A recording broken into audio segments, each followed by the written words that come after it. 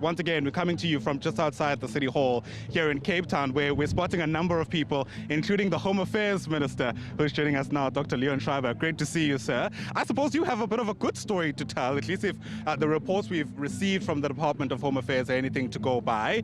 How much of that do you reckon will make it into the President's speech? Well, I hope we can tell the story there. I think it is a positive story, but of course there's so much more to do. And I think the way to look at it is to say, have we built a springboard that's going to be good enough to take us where we want to go? So I think you have to assess then where we've come in the last 12 months, and I think the springboard is now in place. If we think about things like smart IDs, 4 million smart IDs issued for the first time ever, that's a massive increase from where we used to be. The electronic travel authorization has now been rolled out around the G20 meeting. We want to scale that up going forward so that we have a facial biometric for every person who enters South Africa. We can no longer have this vacuum in our internal security where we don't have biometrics for foreigners in the country. At the same time, that also helps us grow tourism, for example, because those people we actually want to come to South Africa have better access and a smoother process, while those who we don't want here are actually then being essentially controlled better through the use of technology. But also this year, I think we're in a perfect position to go digital. I want to bring your ID onto your smartphone this year. We want to build digital ID so that even we move past some of the processes that we currently have in place. So definitely more efficiency is there.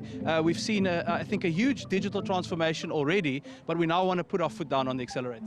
You'll correct me if I'm wrong, but I remember, I think you said last year that the Green ID book is one of the most forged documents on the continent, perhaps on the world. How many of those are still in circulation? And I mean, are we anywhere closer to a point where that's like properly phased out? Listen, I watched that number closely. We started at 18 million at the beginning of last year. It's now down to 16 million. And it's partly because of the increase in access to the smart ID. So many South Africans would prefer to have the better document, but many don't have access. That's been the issue that we've always dealt with.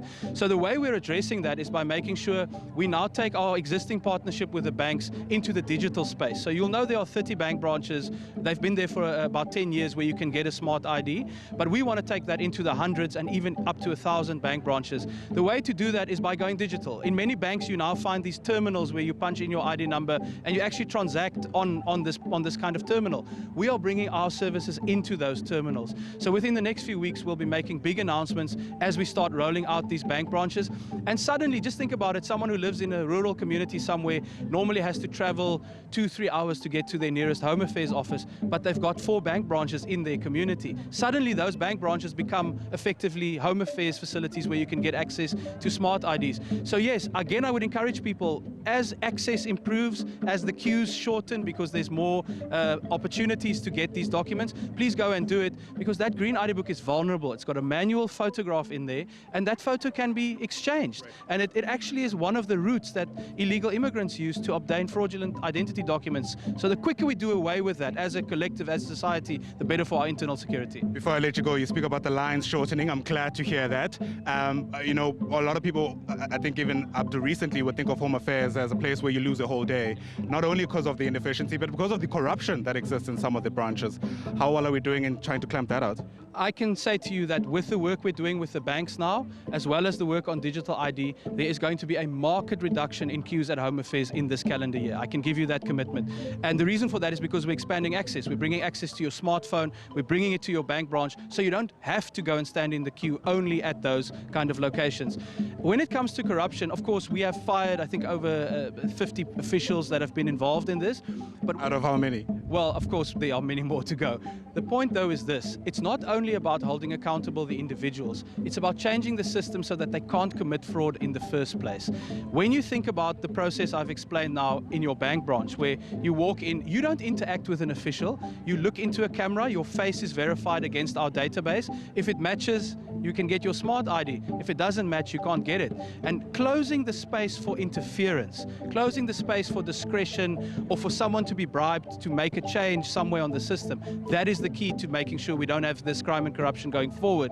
So I think, again, digital is the way to go, and I think you're going to see the fruits of that this year.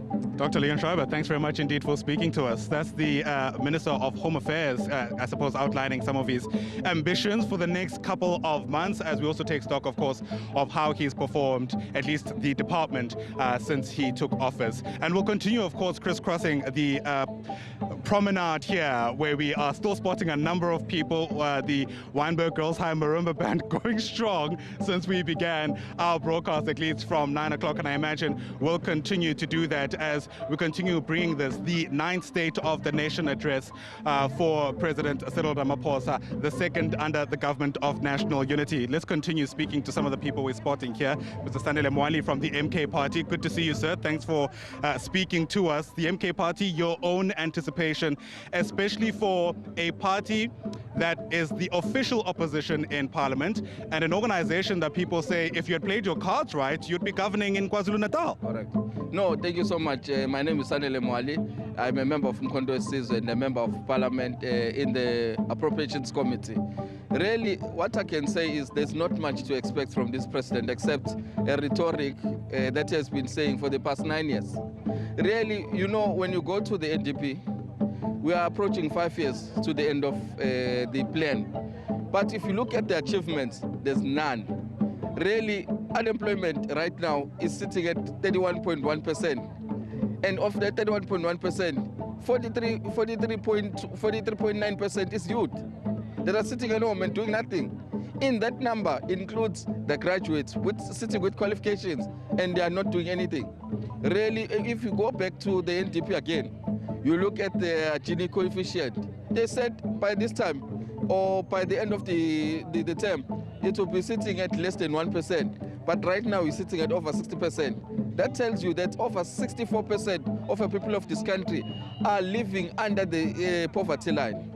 Then you can then not expect anything from this president except he would say this is what is going to happen, but none of it will be achieved, and numbers are saying contrary to what he's going to be saying today. Some people will say that's where the opposition comes in, and that's the role that you play in Parliament. So what becomes the strategy of the MK Party, given that assessment you've just made?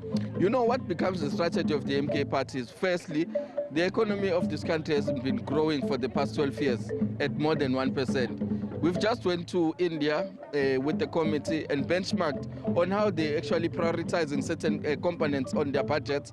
That has actually made them grow at over 7.2% with a population of 1.5 billion. Really what they've actually done is to industrialize. They're industrializing, they're producing, and they're exporting. Number two, they invested so much in the infrastructure development in their country so that they can grow. Also, they've moved over 2.5 million people from poverty line above. They've moved them above the poverty line.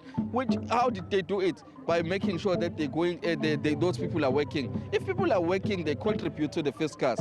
If they are working, they contribute to the fiscus. If they contribute to the fiscus, then we experience economic growth. So what would be our priority if we take government as a party is to make sure that people are going to work.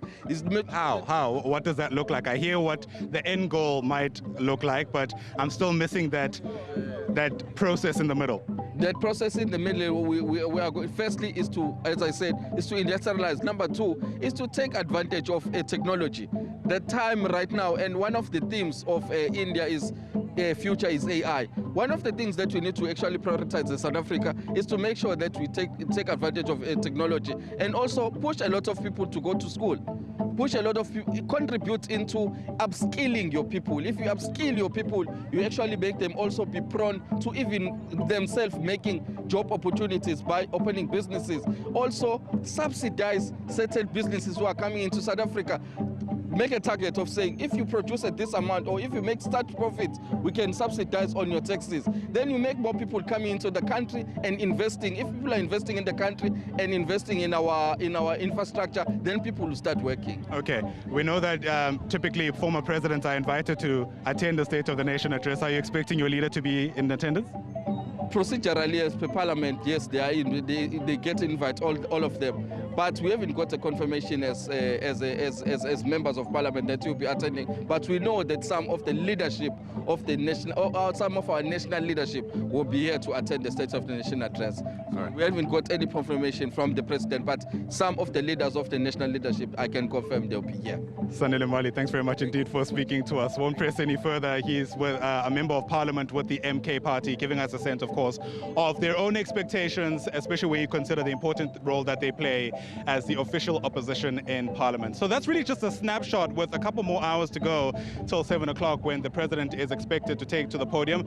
In the lead up to that, so much more pomp and ceremony, and we'll certainly keep watching it for you live here from just a stone throw away from the City Hall in Cape Town.